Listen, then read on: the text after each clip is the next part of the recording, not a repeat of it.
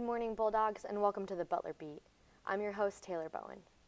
Butler students are usually involved in many things these days: Greek life, student government, clubs, organizations, to name a few. How about a Butler student who does stand-up comedy? Sophomore creative writing and strategic communication major Shannon Roston is that student, and she's here today to talk about her passion for stand-up comedy and how to get involved in the comedy scene in Indianapolis. Thank you for being here today, Shannon. Thank you for having me. So Shannon, stand-up comedy isn't a typical thing to get into. How did that come about? So I was actually in high school. I was a junior and I was in theater at the time, and I was just leaving a practice one day and there were auditions for an improv club happening in the auditorium, and the teacher of it was like, "Come audition, it'll be fine." And I was like, "No, I don't think I'm into that." I was really serious about theater at the time. And I was like, "I'm not really into that. Like, I don't really have jokes." And but I just ended up auditioning anyway because I think I was like waiting for my ride or something. So I ended up auditioning, and then through that, he like a year later, he was like, "You know, we haven't had any females do stand-up comedy yet, and I think it would be a cool thing for people to see." And so I wrote with this improv teacher, and at the time we were writing in an athletic equipment closet because like that's just where we had to have practices on whatever day it was. So I ended up learning how to do stand-up comedy in this little utility closet with like me and two other students, and that's kind of just how everything came about. Okay, so when I think of comedy, stand-up comedy, I don't really think of Indianapolis.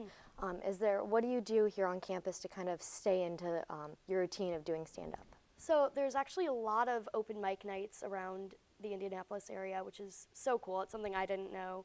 I'm from kind of Chicago area, so compared to Chicago, I thought there would be less opportunities, but honestly, I think there's an open mic maybe every night of the week around here, and it's really cool to see because the like stand-up community is so small. It's very supportive, and people that I do these shows with are always willing to give me pointers and to help me out.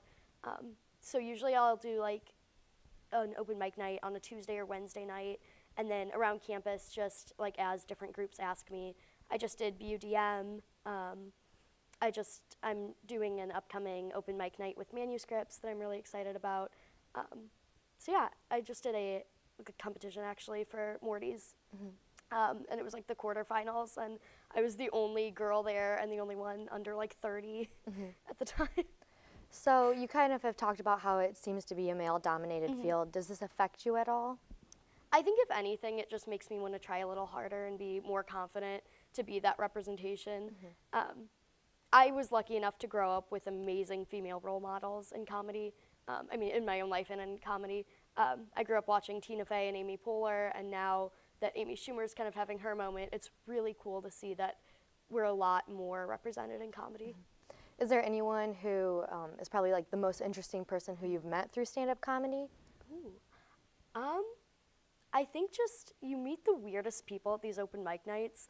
It's my favorite thing ever. My roommate, my friends will come out to the shows, and my roommate recently asked me, "Why does everyone at these open mic nights look exactly like Seth Rogen?" Like, so they're the coolest people though, and we all kind of have the same goals in mind, so it's really interesting to talk. So you've talked about how your friends and your roommate have come to see you. Do you find that you have a following on Butler's campus? Has anyone recognized you? My friends are definitely supportive, and they'll all come out to the shows together, which is the coolest thing to see. I just feel really lucky to have such supportive friends in this. So I know you've done some shows on campus before. You talked about BUDM. Is it a little bit difficult at all for BUDM, make your skits family friendly, for coffee house, make it just kind of friendly for your teachers to see it? Absolutely. I had to meet with SGA before I did a coffee house show, and we just had to have a meeting about the raunchiest joke, and just ended up deciding that like if I didn't act it out, it would be okay to do. So it's just funny things like that like you just have to keep in mind your audience and know what's okay to do on campus versus what's okay to do when you're out in the Indianapolis community. So since your sketches sometimes do have a little bit raunchier material, do your parents watch it at all? They do. They actually do, and they always say like it's funny if you pretend it's not your daughter doing it. Like but yeah, my parents, I'll watch it with them sometimes. They're surprisingly really supportive about it. my mom's always like, I don't know if I talk about those things. I don't know that I do that. So a lot of kids who are into theater or acting or comedy, they kind of have their own stage managers. Would you say that anyone in your family does that?